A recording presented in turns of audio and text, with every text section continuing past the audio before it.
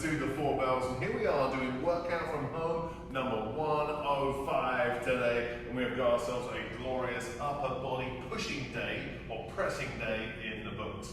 Our main focus today in terms of our strength piece is going to be doing dips of some kind, and to get us ready today we are going to do a classic warm-up here at the 4 bells. We have been doing this since the day we opened, which was June 5th, 2017. It is still a pertinent warm-up today, and we do it at least once every cycle to remind everybody of its power.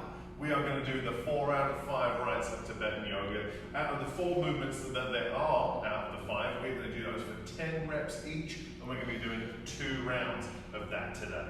All the movements of the 5 rights of Tibetan yoga have a huge beneficially aspect to general flexibility and mobility. If you have something very specific you need to work on, it's my pronator teres, it's something like that, something very small, then of course you have to do specific work. But we have found over the years that working on the movement patterns that come with the 5 rights of Tibetan yoga, you can see massive improvements in general flexibility and mobility.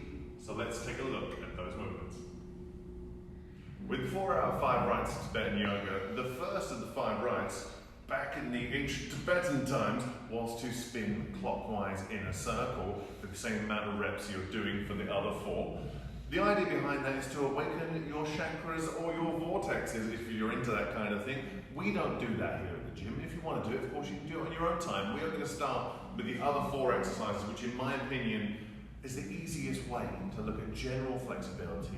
Things like hamstrings, hips, spine, shoulders. It covers a large gambit of stuff without having to really overthink it too much. So we start with a little kind of dynamic hamstring work, hip flexor, low ab work in the form of a leg raise. So I start by laying down, the nicest part of any workout. I start by pulling my toes up towards my face, looking through the wall in front of me, hands underneath the bum. I lift the legs up and I keep them nice and straight as I perform 10 reps. If that's super easy for you, you can have the hands on the floor as well, and that makes it just a little bit more challenging for the hip flexors. From there, we sit up and we come into the dynamic camel. Hilarious name, great exercise. What we're trying to do here is really stretch out the quads, hip flexors, and even the low abs to some degree. So with the hands on the hips, I do a little hip hinge. I drive the hip forward, squeeze the glute, and then lean back as far as possible. Hinge, squeeze, lean back, and push the hips as much as possible. Also for 10 reps. From there, we're going to get into the tabletop. I don't like a mat for the tabletop. I find it makes me kind of, that was very smooth.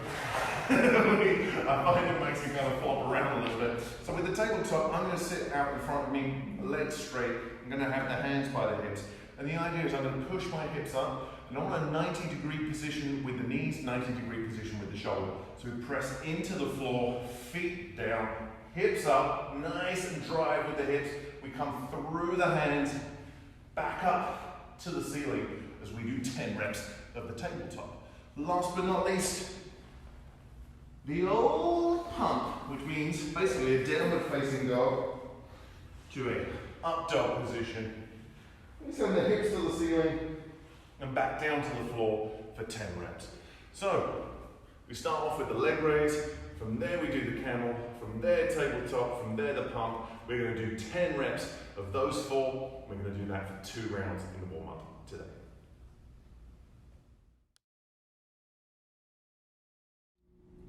Today's strength piece features 4 sets. Each set is going to be 4 minutes and 30 seconds long, split into 3 90-second windows of time. In our first 90 seconds, we are going to do dips today. So we're going to, of course, go over the variations of dips and how you can approach them. And we'll be doing those for 10 reps today. If we can, depending on the variation you choose, we're either going to keep the quality there for the 10 reps, if it's very, very tough, that 10 reps, or if you can, try to make them progressively more challenging as we go through the 5 sets. Next is an exercise that is great for shoulder health, in particular the low traps, which helps with shoulder stability, is the prone wide raise. We've been laying on the floor, lifting up some very light weights for 10 reps at a 1-1x2 tempo. We're going to go over how that tempo should look shortly, but I would say when it comes to the prone wide raise, maybe starting with just body weight, and then from there adding a couple of pounds, maybe 5 pounds at a push. You don't need to go crazy. But speaking of going crazy, our last exercise is bicep 21s. We are going to be working the biceps through 3 different ranges of motion. We're going to be working in a lengthened range from the bottom, a short range at the top, and then for a full range of motion for 7 reps in each position, which equals 21. We should be going ginormous weights here to see how heavy we can make this and grow those biceps as big as possible. Let's take a look at these 3 guys. When it comes to dips today, in an ideal world, if we were in the gym, we would be using dip bars, so that way we can move in between the object or the surface that we're going to do dips on.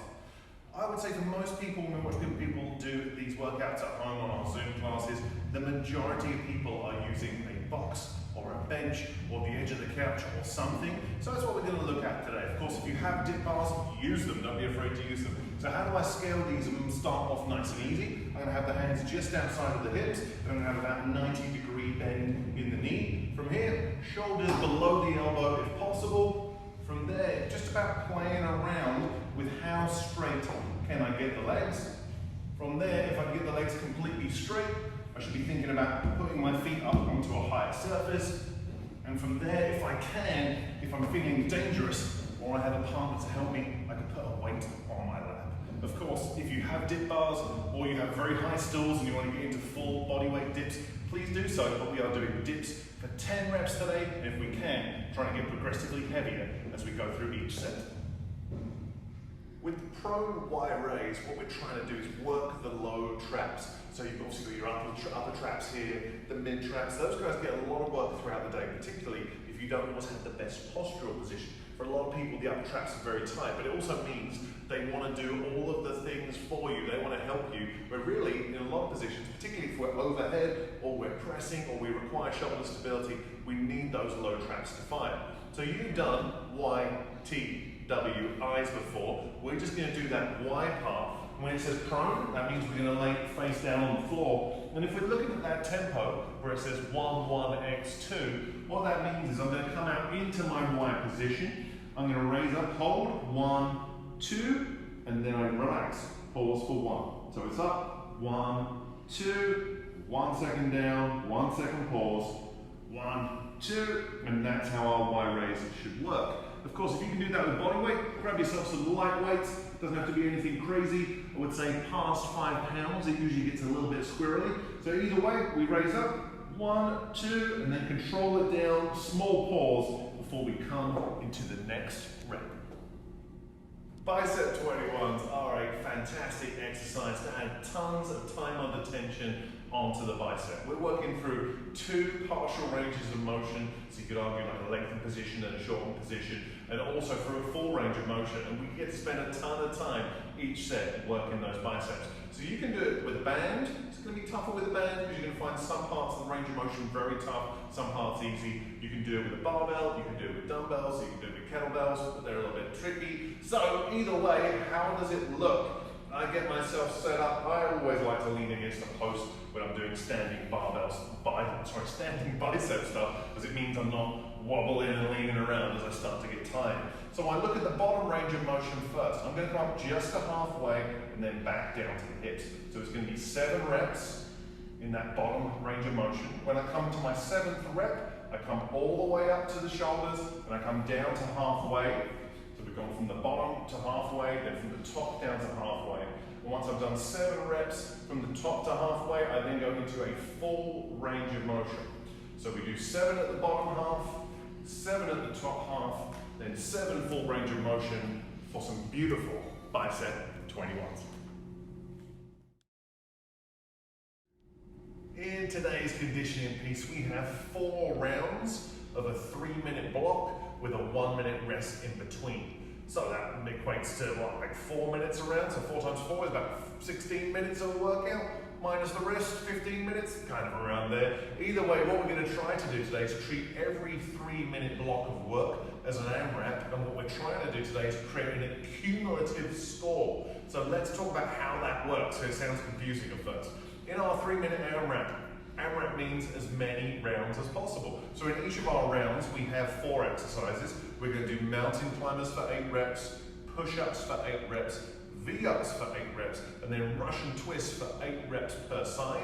That is 1 round. So I'm going to see how many times I can do that in the first 3 minutes. Let's say I do 3 rounds and I get into push-up number 4. After my 1 minute rest, I'm going to start at push-up number 5 and just keep track of my rounds continuously as we go across our 4-round conditioning piece today. So what we're trying to do is see how many rounds we do across those 4 3-minute blocks. Let's take a look at these 4 exercises. When it comes to mountain climbers, we want to be in a plank position on the hands, and I'm really going to work out what style of mountain climber works best for me. Do I like to keep it pretty simple at first, just bringing the knee up to the chest? That works well for 8 reps. Do I want to be bringing the foot slightly out to the side and making a little jump? Or do I want to be bringing that foot close to the hand as possible and then really trying to test my range of motion through the hips? So of course, as we know, 1 left, 1 right, or 1 right, 1 left equals 1 rep. We're going to do 8 mountain climbs. When it comes to starting our push-ups, of course, if you can do push-ups on the floor, that's great. But if you need to be on a box or a bench, then just making sure that wherever you need to transition to, it's not a million miles away from where you did mountain climbs. So if we can, whether on box, bench, chair, stairs, whatever it happens to be, hands should be shoulder width. We're going to corkscrew those arms into the ground. A nice tight plank position, chest comes down to the floor, and we are going to do 8 beautiful push-ups. So the goal, if we can today, is doing the full V-up, which means we're going to try and reach to touch our toes. You might be able to touch your toes, you might find the hamstrings are a little bit tight, depending on how you're feeling any given day. I find some days I'm looking really good, some days I'm feeling a little bit tight, depending on what I've done. So you might be trying to touch the shoelaces, where your socks meet your ankles. Pick a consistent spot if you can. Doesn't have to be the toes, but we're trying to get there. I'm going to lay down. All I'm thinking is, be a little accordion. I'm going to fold myself in half. I sit up, touch those toes, and come back down.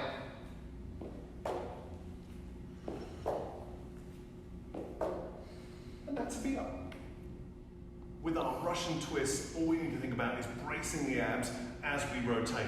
I'm not just trying to think of me dipping my fingers in the bath water next to me. That's a silly analogy I like to use. I'm going to balance on the bum, bring the feet off the floor. I rotate, 1, 2, 2, and try and brace those abs as if someone was going to punch you in the stomach. And we are going to do 8 per side, just like the mountain climbers. So we have 4 rounds today. Each round is going to be a 3-minute AMRAP. We're trying to keep a cumulative score as we do mountain climbers for 8-8, push-ups for 8 reps, V-ups for 8 reps, and then Russian twists for 8-8. How many rounds can you do across those 4 rounds? So many rounds. This was workout from home number 105. Let us know how you got on.